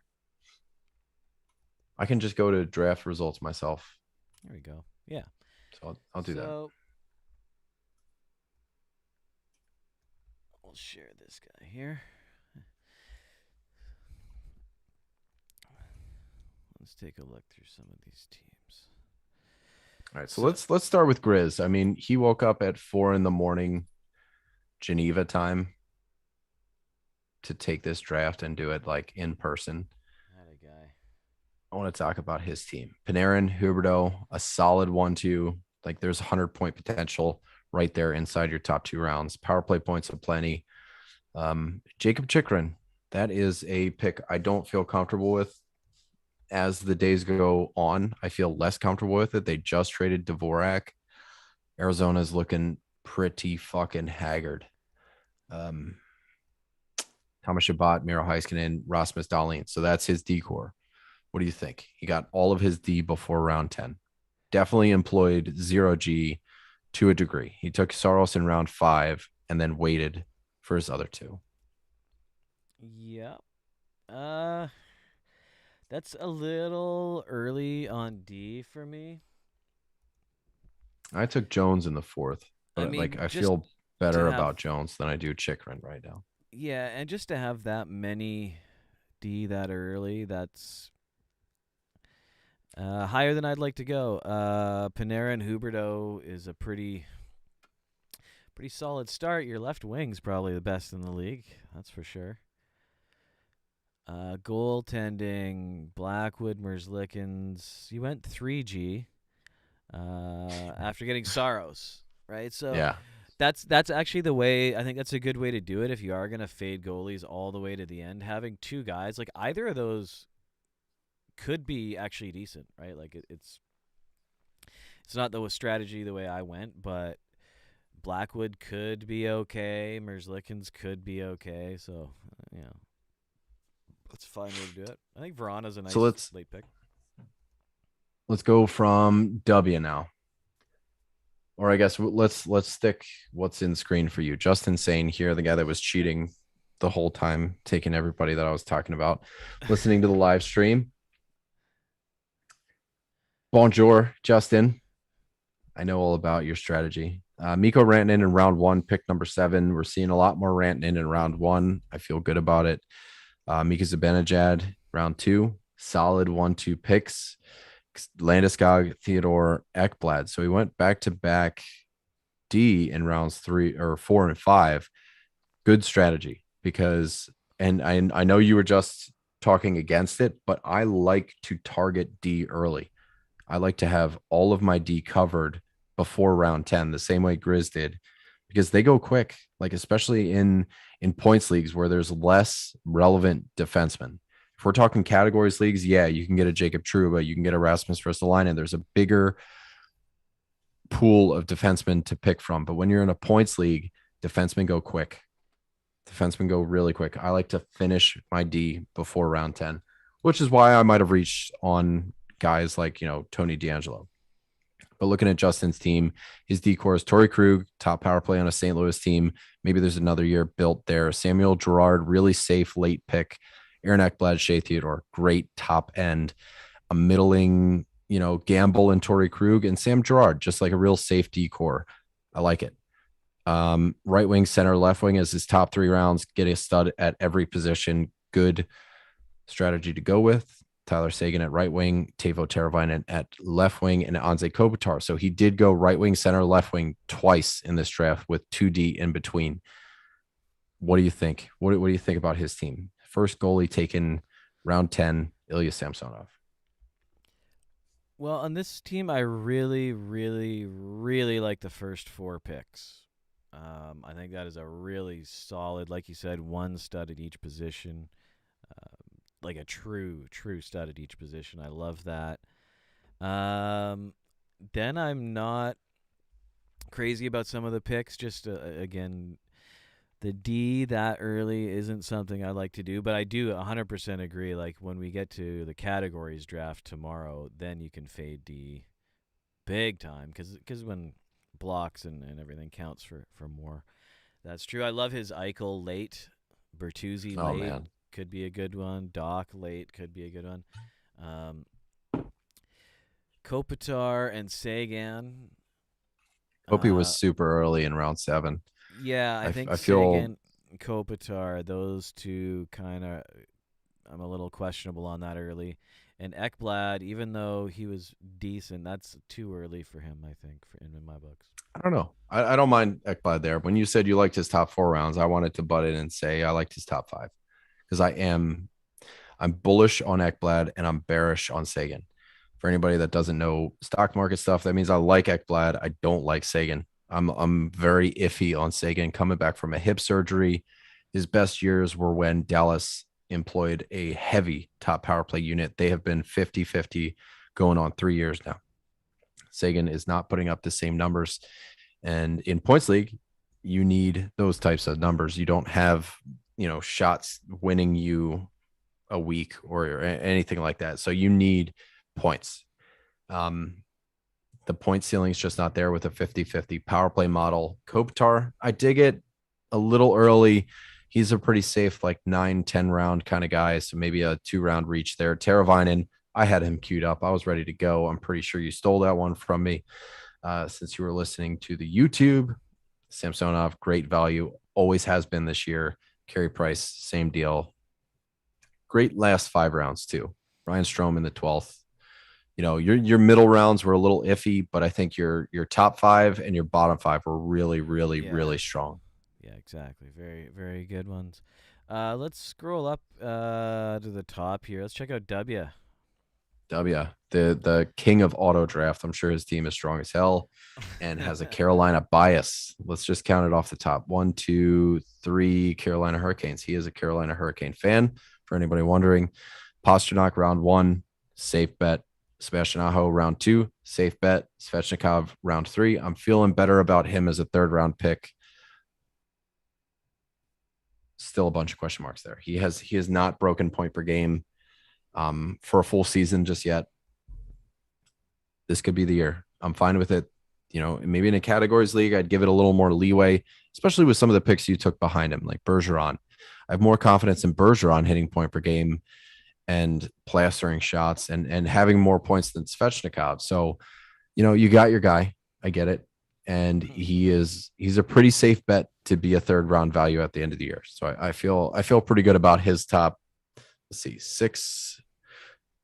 Jonathan Toews is maybe where I would draw the line. Jonathan Toews round 7 is kind of, that's risky. I mean, you're making a gamble there, right? Yeah, that's a tough one for me. Even if I knew he was healthy, I wouldn't be taking him there, to be honest, unless it was a face-offs heavy league. So I'd scratch that one, but I do like Nylander. Doughty is a guy that's just he is what he is. He's good. Doesn't have much threat coming behind him. I had Doughty and Anderson queued up in those rounds that W took him. So it'd be hard for me to say anything poorly about those 2 picks. Yeah, and Kubalik, good round, good pick. Carlson, I don't know, not for me. Um, Could work out, but it's Carlson, so yeah, there's no fun there's to be that. had there. Oh, Garland, we got our first. No, I guess he took Anderson in round 9. Trying to find like a true 0G drafter here. I know we're gonna find one. let's see here. Spurgeon late, Zegras and Nedeljkovic late. That's cool. Zegras is a fun gamble. Scrolling It's down next to you, Rocker. He's always a strong drafter, especially from an auto draft position. The only pick I think I didn't like was Kaliev. I thought that was a pretty bold move in round 9. Maybe it was an accident. Who knows? But Kucherov, Hellebuck, Carlson, Miller, and then Nurse. Nurse in a Cats league in round 5. That's tremendous value. I don't know if he's going to put up the points. And I don't know if the waiting here for hits and blocks and all that are enough to justify a fifth round pick for Darnell Nurse. Ryan O'Reilly, I mean, we're going back to tried and true and safe. Evgeny Malkin in round 7. Love Gaudreau in round 8. Tom Wilson in 10. Gallagher is just such a rocker pick. And he got the Boston tandem. He is a Boston fan. So that makes a ton of sense. Yeah, this looks like a rocker team, and rocker drafts really well all the time. So I'm all right with this one.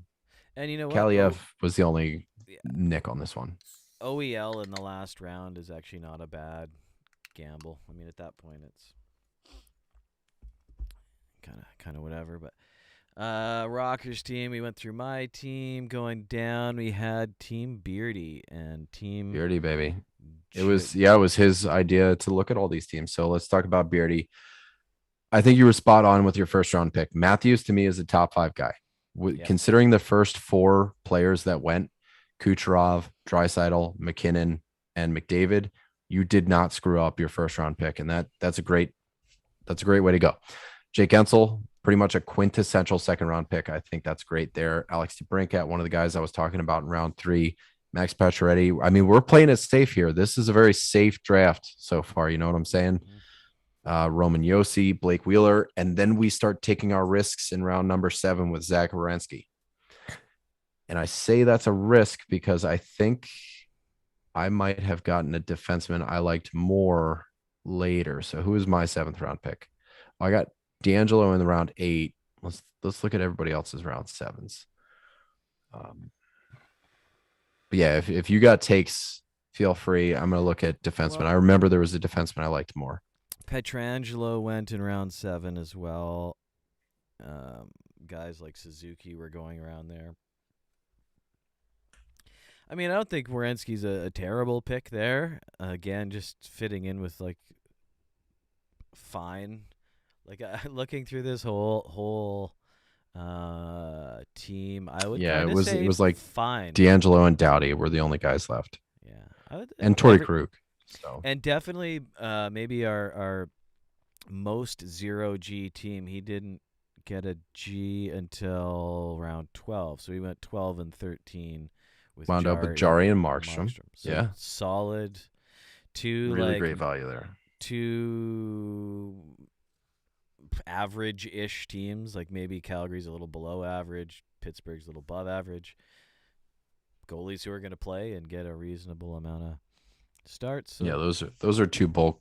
They're bulk starters. So I would say that if you're going to do 0G, and I think if you have no goalies in the first 10 rounds, I think we can call that a 0G team, maybe. Yeah, that's fair. And I think this is the way to do it, actually. With that strategy, that's a nice pair of goalies that you can end up with where you're like probably not going to win by your goalies, but you're probably not going to lose either. The last 2 round picks here, like I love Heischer, Mangiapane, take your swings. That's fine. I don't like this decor. Giordano, that's a gamble. Ryan Pulak, Islanders have never had, at least in recent memory. Yeah, and Raj, you took Morgan Riley in round 7 at pick number 10, 5 picks after Werenski. Beardy just said that in the YouTube chat. So, I definitely like Riley better than Werenski, but I will say to your benefit here, Beardy, Werenski has huge. There's a ton of boom that could be had there because you're bringing in a new coach like Brad Larson, who has guys like Patrick Laine to work with, Oliver Bjorkstrand to work with. They want him to be the anti-Torts. So maybe they go full offense. Maybe they load up a top power play. And who else are you going to put on that top power play but Zach Werenski? So there is potential for this to flip. Like Zach Werenski could wind up finishing higher than Morgan Riley, than Drew Doughty. So I'm not like totally trashing that pick. I'm not trying to totally trash that pick. It just feels a little high. And maybe I'm not used to that because there is a huge question mark around Columbus right now. Barzell, great 8th round pick. Love it in a points league. Brian Rust, again, great pick. Giordano, question marks there. Pulak, the Islanders don't have a great, there's not a defense core there for points league defenseman. I just don't think it. You backed it up with two really great goalies. This is a good team. It's going to be a contender. Joe, a lot of auto drafts here. We had problems with maybe not problems, but he had stuff going on outside of the draft that he had to deal with. So there's a lot of fan tracks going on here. Tyson Berry went 4-1, and I took Seth Jones at 4-10. So I did not miss out on Tyson Berry. So everything went the way it was supposed to. It looks like he started auto getting auto drafted at round 5. So I don't know if there's a ton of like analysis we can do here. Let's move on to Seraph's team, who picked number 2. He took McKinnon over Draisaitl. What do you say there? I say that my kid Ty just made some chocolate chip cookies and brought me one, and it's awesome. I like Draisaitl number 2. Personally, McKinnon's is really like yeah, you but can't fault anybody for taking no, McKinnon. I don't think you can really fault those two. You could argue even Matthews in there, but that area is really close. I like, yeah. The one only thing I think I like more is the just Draisaitl dual eligibility thing, just super rare for a top round player. But yeah, I mean, how are you going to say McKinnon's a bad pick anywhere? I mean, I wouldn't even argue if you took him first overall, to be honest. So this was a very anti-zero G draft here. We have 4 goalies. Spencer Knight, Jack Campbell, Marc-Andre Fleury in the 5th, Darcy Kemper in the 2nd. He did get Kachuk and Tavares on the close to the turn. Not exactly the turn, but at the 3-4. Actually, it was a pretty widespread. Never mind. But yeah, he got Kachuk in the 3-4, Reinhart in round 6, which seems high. Didn't draft a defenseman until round 7, wound up with Petrangelo, Klingberg, Provorov, and Tays. So what do you think about fading D? Well, I have no problem fading D usually.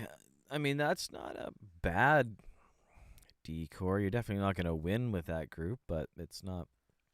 If you want to look at who we got ahead, I don't know. Fading D and using those picks to get goalies. I don't know. I do have a few questions after McKinnon, to be honest. I think Fleury is a decent pick, but I don't know. He's on Chicago, so Chicago improved a ton in the offseason. Chicago is a whole new team, but still, that's high for me. Yeah, you have to factor getting Jonathan Tays back into the Chicago fold. Like, yeah, most of what they did was add Seth Jones and Marc-Andre Fleury, but those are 2 huge positions. You added a number Yeah. 1 defenseman and a number 1 goalie. So, yeah, maybe it's only 2 positions, but this is a wildly different looking Chicago team. So I'm Well, and right the there with captain, you on that. like you're getting your captain back. There's a lot, Yeah. and they very very obviously said, okay, Taves is coming back. Here's the last kick at the can for Kane and Taves' crew before they age themselves out. So I don't know. I it's not my strategy. I do like Reinhardt 71 overall. That's Might, risky for me. might be a little It's high. a I bit mean, liberal. Rupee Hintz went ahead of him. I'd actually prefer Reinhardt, so I don't mind that too Same, much. yeah. I'm okay with that. But yeah, I don't T know. I like Marchessault, always a good pick. Great Again, like value. Great value in round 9. Batherson in round 12 was another pretty good one. I think he's probably a safe bet for 55 and some bangs. So what would have made a huge difference to me is if Kemper was a different pick. Right? yeah. Keep Fleury, Yeah, your goalies would Spencer still be Knight, Fleury, and Spencer Campbell. Knight, and Campbell. You'd be Yeah. totally fine for goalies and have a second round, 11th, 23rd overall pick. So I would have done that. I mean, I would have grabbed a Braden Point or something right there, or someone in that range, but Kyle Connor even. I don't know. But yeah, that's T-Cat. T-Cat, strong drafter. Took 2D inside the top 5 rounds, wound up with Hedman and Fox, really strong top D. Didn't draft another D until round 14 with Dumba and Morrissey. So it's a pretty good D core. Faded centers, it looks like, wound up with Trocheck as his first in round 5. Got Marchand and Mark Stone as his first 2 picks. That's not so bad. And Rupi Hintz, like you said, went ahead of Sam Reinhart. So there's a bit of fluctuation there. Suzuki as your second center, right behind Trocheck, Nietzsche, Hughes, Dylan Larkin, Jordan Binnington as what looks to be the first goalie for him. So we have a 0G team here with Binnington and Talbot in rounds 11 and 13. So great, great execution of 0G here, I think. yeah, I like it. A couple people managed to pull it off. It can definitely be done. I like that. Um, geez, again with some high D picks, which are not something I'm into, but to each their own. Binnington, sure has faded, hey? Yeah. But there's still volume to be had there. So I love it. Yeah. Team Tim had first overall pick. This is what a first overall team is going to look like. Connor McDavid took Robin Leonard at the end of round 2. So kind of a round 3. Like we all have him inside our top 5 goalies. Mm-hmm. Back that up with Braden Point, Quinn Hughes, and Nikolai Ehlers. So we are leaving round 5 with actually round 6, 7 with 4 centers and 4 centers only. Oh. So I wonder what the strategy was here because we have Couturier, Backstrom, McDavid, and Braden Point outside of, you know, inside of your first half of your draft. So we are loading up on centers here, high end centers. The rest of the team didn't wind up so bad. I mean, the last pick, I wonder what happened here because he took Sean Monahan as his last pick. So we have 5 center only. There is no dual eligibility from what I can see. Maybe it doesn't show it in the screen, but No, it Jason doesn't show it. Robertson, yeah, Patrick Laine, I think is dual eligible. So there's Yeah, that. yeah, it doesn't show it on this particular screen, but none of those guys are dual. I think that will come back to bite. Like I would be hitting the waiver wire pretty quick to replace Monahan. I think that I mean the other centers are good, but you kind of have too many. To me, the one I would have wished was a winger is definitely Backstrom. Yeah, me too. I think Backstrom was early. But overall, I actually Early, like early and, I like this team. and I do. early and unnecessary because I think, with the amount of centers you already had at round 6, your round 5, Nikolai Ehlers, that was a snipe for me. If you didn't take him, I was going to at 5-3. You took him at 5-1. I'd planned on taking him at 5-3. So this was a snipe there. I like Ehlers there. And then, Couturier, you have 5 centers on this team. So I think there's a little bit of redundancy there. Like you're saying, Backstrom could have been another pick. Let's look at what Ryan Nugent Hopkins was in that. I guess he is a center too, but he has winger eligibility. I just feel, Backstrom might have been, like you said, better suited as somebody else. Marcia, so maybe. Yeah, he went like Stone. 3, 4, or 5 rounds later. Here we go. Team Yenley, Patrick Kane as a first round pick, Mitchell Marner, strong on the wings, strong at right wing. He went right wing, left wing, strong on the wings here. Patrick Kane, Mitch Marner, Kyle Connor, Gabriel Kaprizov didn't draft a center until round 7, wound up with Ryan Nugent Hopkins. So this is a strong team. I like McAvoy. I like the swing there. Jeff Petrie. Montreal is going to be a team that doesn't have Shea Weber. So I think Petrie's role increases a little bit. Mm-hmm. Decor looking a little weak. For a points league, McAvoy, Petrie, definitely. Ellis, Dunn, and Lindell. Like the drop off there is pretty steep. Would have been okay if it was a categories league, like a guy like Lindell gets a little bit more value there. Ellis even. A lot of wings. Man, you know what? I would love to watch that top four play hockey. That is a very exciting top four with Patrick Kane, Yeah, Kaprizov, right. Kyle Connor, Marner. That is a great team to watch on the ice. Yeah, I mean, if we're lining it up, that's Ryan Nugent Hopkins, Claude Giroux at center. So pretty solid top six there, right? Yeah, McAvoy above Petrie. They were really close picks, right? Actually, they weren't. Oh yeah, they were. They were only three picks apart. But I think in this league, I'd probably rather have Petrie. Not bad. Well, that's curtains, bud. That's Yeah, it. I had fun on this one. I think it worked. Curtains here. Enjoy your cookies.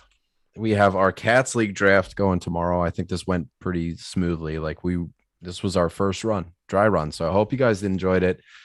Thanks for listening. Thanks for watching. We had, a good spread of people in the YouTube watching this one too. So had a lot of fun with it. We're going to have, categories league tomorrow, 5-hole standard. We usually get rid of plus minus, add hits and blocks. I don't know if I think Fantrax has hits standard, but not Yep. blocks. And Yahoo has block, not hits. So we don't like plus minus and we like hits and blocks. So both of those will be there. Our goalie categories are win, save percentage. Yeah, stay tuned. We're going to have another episode coming right at you. And if you want to get in touch with us, we are FHF Hockey on Twitter. You guys can join the Fantasy Hockey Discord, get in on some of these mocks. We're going to be doing them every week up until season start. And we've been doing them all season. So we're building an ADP set, just have something local to reference outside of Yahoo and have some fun at the same time. I hope you guys enjoyed it. Let us know what you think. We'll catch you later. We love you guys. Love you.